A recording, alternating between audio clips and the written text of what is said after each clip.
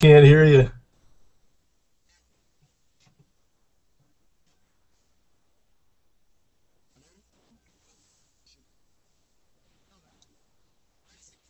Whoa. They're trying to get you, Bob. All right.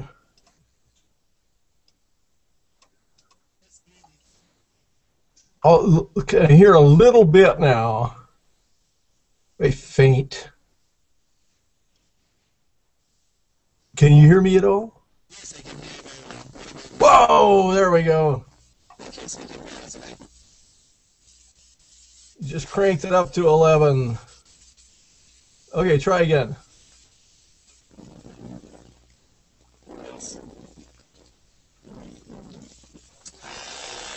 You got a bad connection in there. Bad electrical connection somewhere. Hey, it's Steve.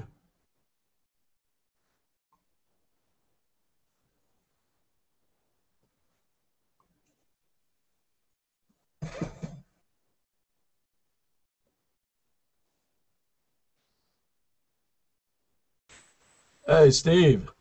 Hey, man, how's it going? Pretty good. I can't hear these guys yet. Can you hear them? I hear noise in the background because I've also got the Ustream going on.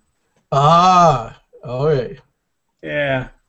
I figure I'm bandwidth challenged enough, and so are they, that I wasn't gonna try that. Lynn is lurking on the partner. Lynn is lurking. Hey, we got sound. We got sound. Yeah, can you hear now? Yeah. Is this good? Oh, this is much better. Hey, Steve. Hey. You know what? So some people are late. Francois is late. He's coming with his little kid because he has a family problem, and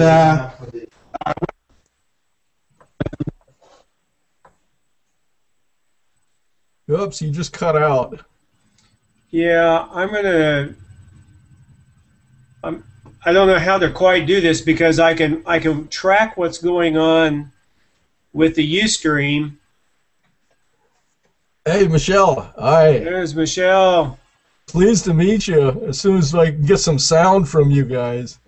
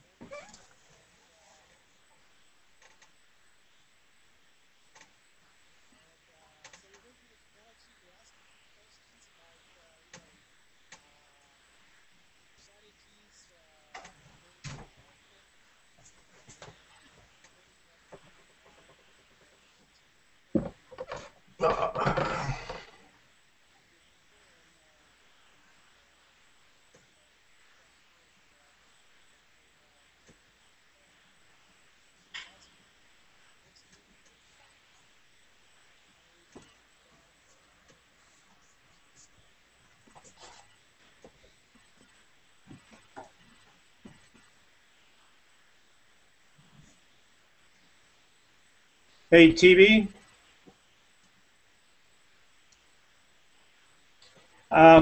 The situation is I can't hear you through the Hangout. Nor can I. So what I have is the Ustream going on the Sensorica website, and I can hear you, but there's a delay.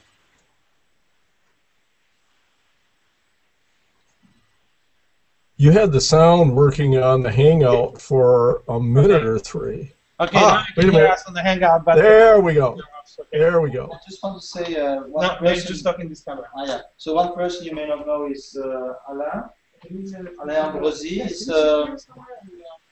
he does many things. One of the things he does is a video series called Remix the Commons, where he interviews people involved in commons-oriented work.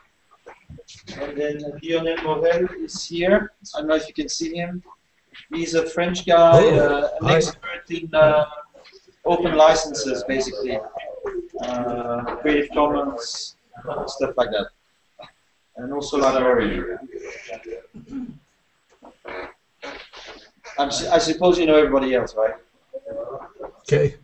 I'll put it big screen. Can you give me the mouse there?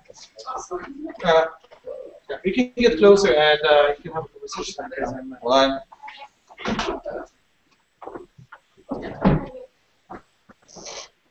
can you see everybody now? Yeah. Yes, pretty well. Right. Yeah, there's a lot of people. Thank you. Yeah. There's one person I don't know. Just came in. Hello. Are you from Aha. Okay. So yeah, I haven't prepared anything. So Bob, what's your involvement in this project?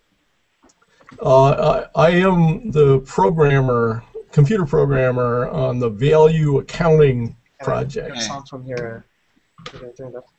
Yeah, can you hear now? I can hear you. Yeah. Yeah, now it's going directly there. All right. Yeah. Can you hear me? Okay. So are you saying you're developing the accounting system, the open value accounting system? That's what I'm doing. Yeah. Yeah. Yeah. Yes. Okay. Yeah. I mean, it's more than an accounting system. It's also operational. And Steve and I were just discussing this morning. This will be an implementation of value streams, which is an idea that is emerging from this process of working with Tibi and the Sensorica guys and with Steve, and which is something that will I'll be laying the foundation for that in the next revision of the value accounting prototype. And then at that point we'll write about it and we'll introduce everybody to the idea. And I think it will fit well with everything that. Go ahead. Yeah, what did you do before that made you do this? That's a long story. Let me see if I can give you the short version. Do you know what ERP systems are? Enterprise Resource Planning Systems. We may have frozen. You're frozen out there. Yeah, I hear you though, Bob. Yeah, I don't know if they do. I'm thinking maybe not,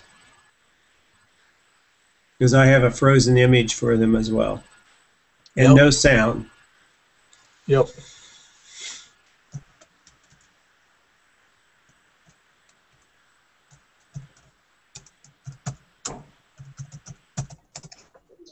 We had lost you guys. Oh, okay. Now we're back. Yep, you're back now. Yeah.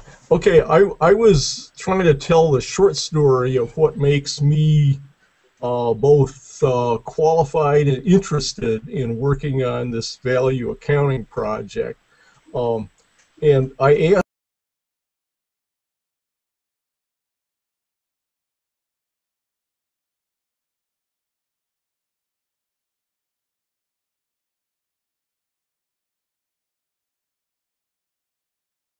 For maybe about 20 years back from the bare beginnings of those things through a lot of changes up until about the year 2000. And I specialized in manufacturing systems and supply chain systems, but I actually have worked on every module of an ERP system. They're horrible kludges, but such is the world of enterprise software. Anyway, somewhere along the way, I was hired by a company to reinvent ERP systems, particularly the manufacturing part. And it was sort of a skunkworks project, and I had a lot of fun. And one of the things I did while I was looking for that, I was looking for a proper model, a good model for supply chains. And there really wasn't one at the time, and I ran into this guy, Bill McCarthy, at Michigan State University, and he had been doing this project since about the early I think 1982 was his first publication. He had been rethinking accounting from the standpoint, all these accounting systems are really based on paper systems. They're based on double entry accounting from 16th century. What if we rethought this and we had computers? What would it look like? So anyway, he had come up with this distillation of, he did a lot of research. He had distillation of all of the factors of economic relationships down to the smallest number of moving parts, and it was a fractal. It was this repeated pattern, and he was doing it for internal accounting systems, but it jumped out at me that this doesn't care what company. This can go on forever. It's just these repetitive economic exchanges. They don't care what their about companies at all. That's only like who owns the stuff. So this is really, and particularly a supply chain system, is really an interaction. When you want to make it work well, it's an interaction amongst the individuals who are actually working and interacting with each other, and the closer you can get it to the interactions between the individuals on those streams, the better it works. So I started rethinking all of this stuff in terms of these repetitive components. And so I met McCarthy and I taught some classes for him, and we. By the way, this is being recorded because this is really interesting. I hope it is. Is somebody recording this?